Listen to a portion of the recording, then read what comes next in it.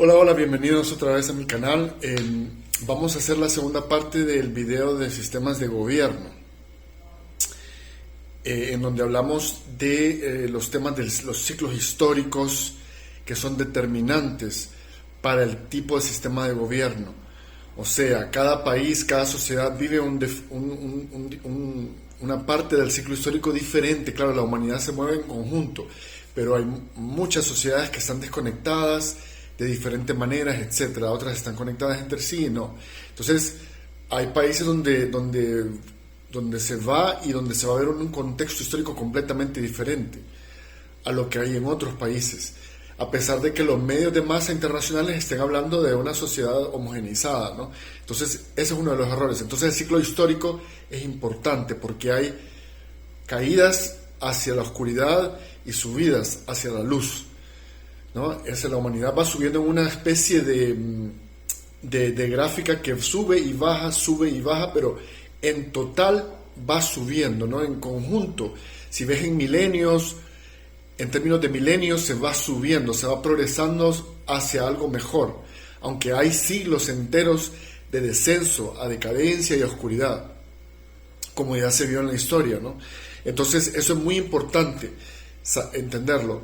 Luego también hablamos sobre la diferencia entre el bien y el mal, que el mal es el bien es el único capaz de derrotar al mal en ese proceso histórico, ¿no? Como motor de la historia.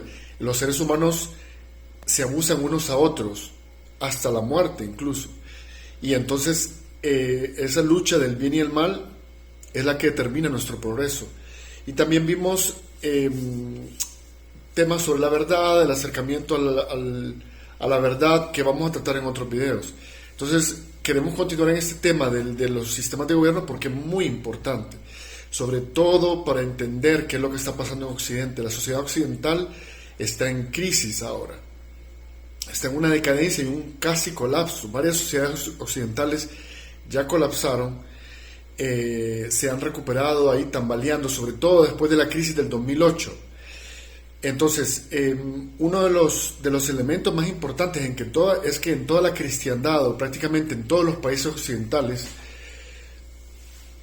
se establece la dinámica de que la potencia de turno y las potencias periféricas a esta tienen derecho a determinar los sistemas políticos en otros países, o sea, la periferia, en los países que les son subalternos y avasallados.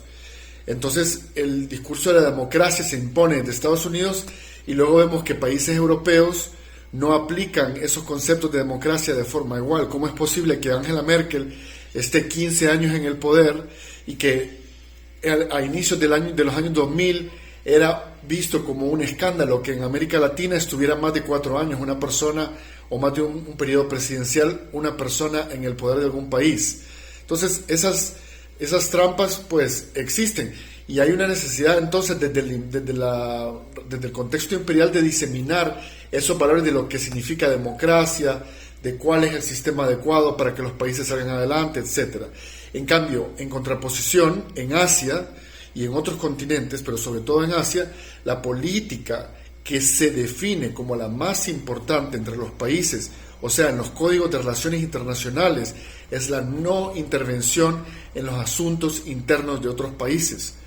Es decir, que cada país puede tener un sistema de gobierno cual ese país, de acuerdo al proceso histórico de ese país, ¿no? Con respecto al ciclo histórico que estábamos hablando, ¿no? Entonces, por ejemplo, China, Laos y Camboya tienen su sistema unipartidista de gobierno. Tailandia son superliberales, Tailandia y Corea del Sur, por ejemplo. Luego tenemos Singapur, que es una dictadura radical de derecha, casi como Arabia Saudita, y han tenido resultados increíbles en cuanto a la economía y por eso nadie dice nada.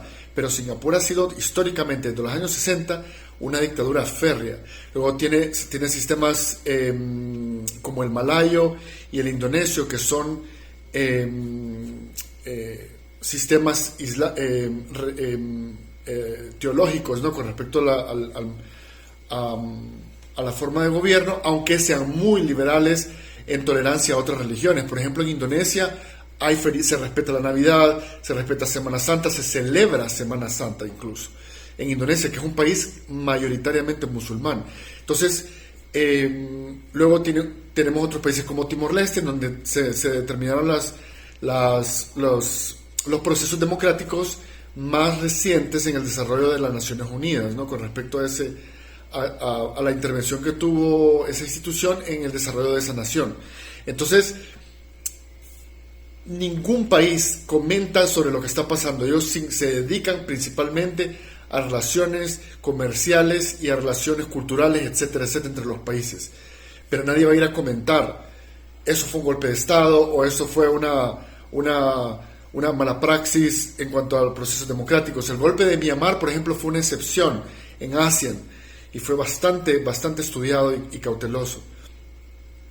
No influye lo que sucede en unos países sobre otros. Entonces, eso es muy importante. Por eso no les importa que su vecino tenga otro sistema, porque ellos están seguros de lo que están haciendo y no influye en sus propios procesos. Entonces, claro, esa es la gran crisis en Occidente ahora con los sistemas, porque es una sola masa que intenta controlar porque le tiene miedo al cambio. En realidad, con el ascenso de Asia, sobre todo de China y la India, Occidente está demasiado temeroso, está demasiado intimidado sobre ese proceso y entonces se está cerrando aún más en lugar de abrirse y ver que hay otras oportunidades en otros sistemas.